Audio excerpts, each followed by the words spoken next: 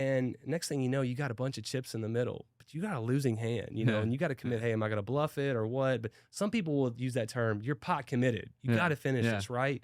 Well, I was pot committed kind of at Mm. 30, okay? I went to high school, did great, went to college, did great, got these jobs, was doing okay, all right? But I put all my chips in education and corporate America. Mm. Go to school, get good grades, get a job with a good company with a good 401k and healthcare plan. That's all we were ever thinking about when we were in high Mhm. school. That's all I ever poured into.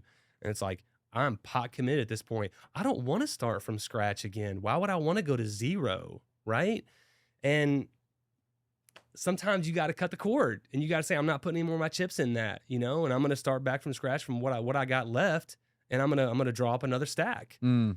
And it's really scary. You talk about teachers, anybody that's trying to get a pension, right? They're like, well, I only got 7 years left. I already Mhm. got 13 years here. I'm not going to restart over. And I understand that. And everybody's situation is different.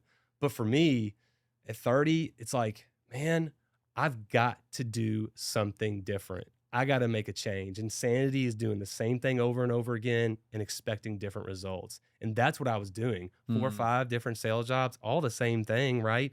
Not happy. Sunday at 6 o'clock, a pit in my stomach saying, dude, how am I going to wake up tomorrow and do this for another Mhm. 5 days?